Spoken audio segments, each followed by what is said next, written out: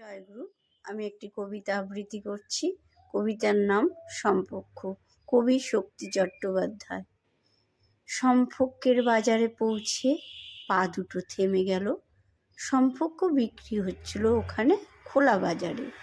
আমি কাঁপতে কাঁপতে জিজ্ঞেস করলাম, কি দামে বেচছো এই সম্পর্কগুলো? দোকানদার জিজ্ঞেস করলো, কোনটা, কোন সম্পর্কটা বানাতে চান আপনি? ছেলের না বাবার, বোনের না ভাইয়ের? বলুন আপনি কোনটা চান?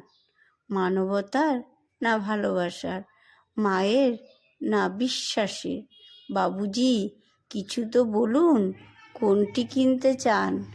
ভয়ে ভয়ে বললাম বন্ধুর। দোকানদার ভিজে চোখে বলল, দুনিয়াটা এই সম্পর্কেই তো টিকে আছে।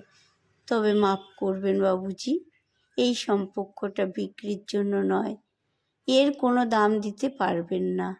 আর যেদিন এটাও বিক্রি হয়ে যাবে সেদিন দুনিয়াটা উজাড় হয়ে যাবে। জয় গুরু।